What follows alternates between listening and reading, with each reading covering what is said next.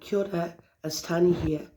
My voice has gone a little bit, so I think my singing I've done a little bit today. But anyway, I've come to talk to you about Santa's business helpers advisory. I'm going to touch on the arts because it's a really interesting dilemma when it comes, and I'll say dilemma, when it comes to artists. So in film, what they do lots is either you have private funding, which is pretty hard to get because it's a hit or miss industry. So it's usually people that have excess amounts of money that that invest in films, but they invest in it for the arts, not to make money, because the arts isn't that easy to do that. But anyway, I'm not talking about big businesses here or big companies that do that, like production companies. What I'm doing is small productions. So what you do lots of is if you, first of all, you get yourself a portfolio. So a portfolio, and if you're a big name, well, you're halfway there, but you get yourself a portfolio, you start making little wee films. And so what you do, once you do that, you go in there and once you establish yourself as a filmmaker, you then go and sell segments of your film. So you send them the script, and so I'm doing the script. I was wondering if I could product place Rocket Engineers in my film placement. And if they like the script, they say, yeah, okay, so well, this is how much budget we need. And another thing that I found really easy to do is that if you were to make money off that, you divide it between the actors and the crew. So the crew, usually you always pay the crew, because without the crew you can't really have a film thing. So everyone gets paid a flat fee, and that comes from sponsorships, and so that's product placements, and then you have them all throughout the movie, and because you need props anyway, and then so that pays for your flat fee of that, and then what you do after that, if it hits a hit or miss, well then they get a segment of the pie, of any profit made from that.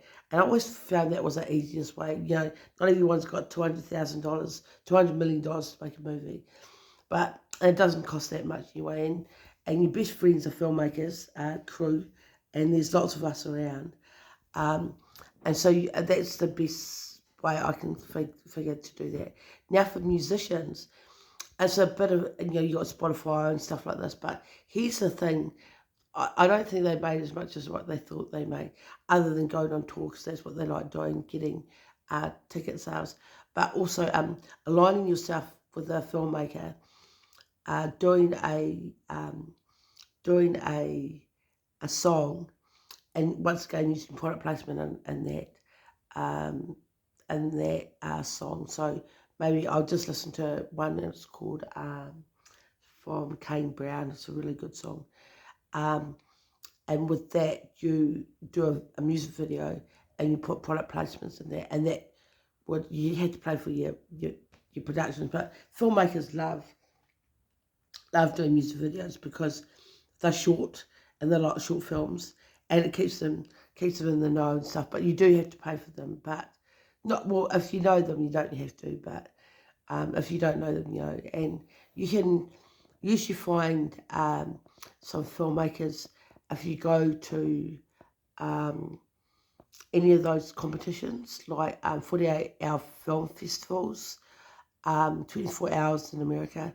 There's heaps of them that do that, and just look at their work. Just go through and ask if you can look at their work, or you could go to film school. If you go to film school, that's big productions. They do first ADs and stuff like that. That's if you want to do second ADs, if you want to do a big production. But anyway, that's all I've got for you today. I'm talking about productions, and then you've got podcasts.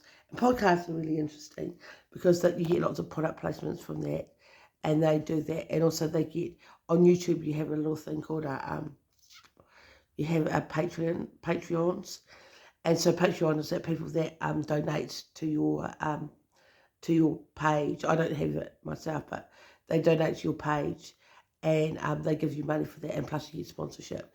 And so you have like sponsors that sponsor you all the time.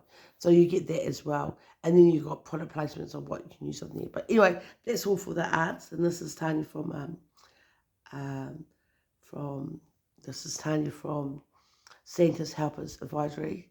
I'm going to keep that name because I quite like it. Happy New Year. I hope you had a great Christmas. I'm coming back to you every month and I'm giving you some tidbits. Kia ora. Have a good day. Happy New Year.